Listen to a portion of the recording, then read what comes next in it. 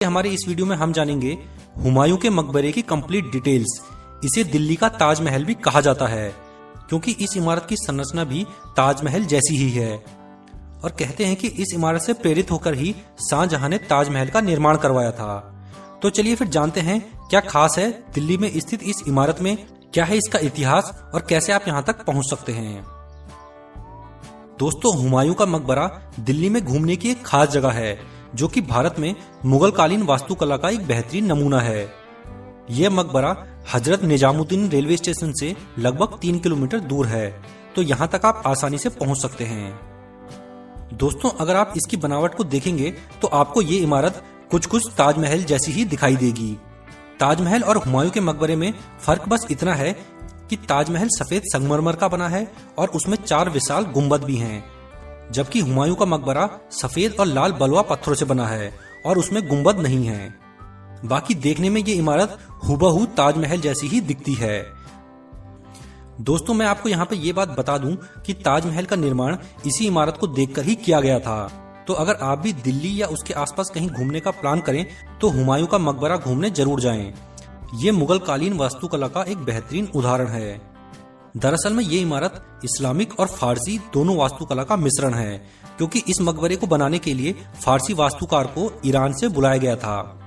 दोस्तों, अगर इतिहास की बात की जाए तो हुमायूं मुगल साम्राज्य का एक कमजोर राजा था। वो अपने जीवन काल में ज्यादातर युद्धों में हारा था और 1556 में सीढ़ियों से गिरने से उसकी मौत हो गई थी।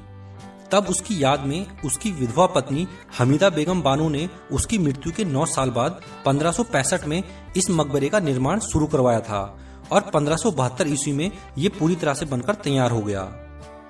ये उस समय पहला ऐसा मकबरा था जिसे लाल पत्थर से तैयार किया गया था। इस मकबरे के निर्माण में उस समय 15 लाख का खर्चा आया था। इस मकबरे के अंदर और बाहर की गई नक्काशी और उसका डिजाइन देखने लायक है।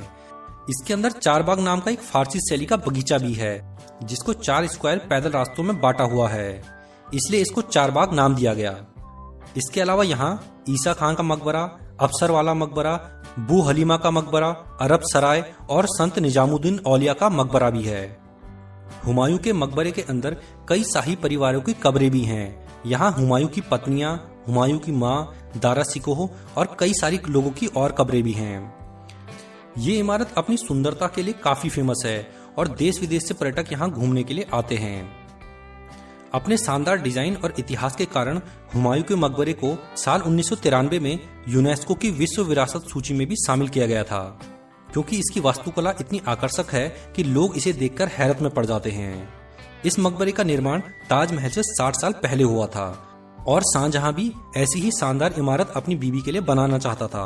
और ताजमहल के बारे में तो पूरी दुनिया जानती है, ये दुनिया के 7 अजूबों में से एक है, लेकिन बहुत ही कम लोग ये जानते हैं कि इस ताजमहल का निर्माण इसी हुमायूं के मकबरे से प्रेरित होकर किया गया था।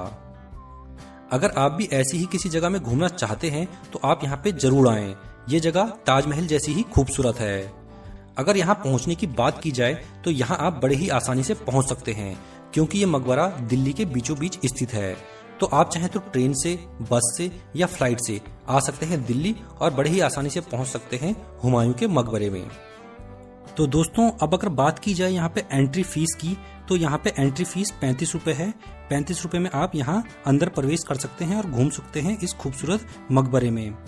और अगर यहाँ पे आने के बेस्ट टाइम की बात की जाए तो यहाँ पे आने का बेस्ट टाइम सर्दियों का रहता है, क्योंकि सर्दियों के समय और बरसात के समय यहाँ पे गर्मी थोड़ा कम पड़ती है। अगर आप गर्मियों के समय आते हैं तो गर्मी बहुत ज़्यादा पड़ती है यहाँ इस एरिया में, दिल्ली साइड में, तो आपको घूमने में काफ़ी परेशानी होगी। तो अच्छा होगा सर्दियों में आएँ या फिर बरसात में भी आप आ सकते हैं।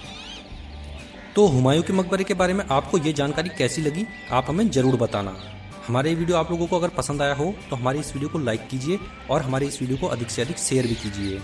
अगर आप हमारे चैनल पर पहली बार आए हैं तो हमारे चैनल को सब्सक्राइब करना बिल्कुल ना भूलें। हम अपने इस चैनल पर ऐसी ही जानकारियाँ देते रहते हैं। इसके बाद हम मिलेंगे अपने नेक्स्ट वीडियो में। तब तक के लिए धन्यवाद। जय हिंद।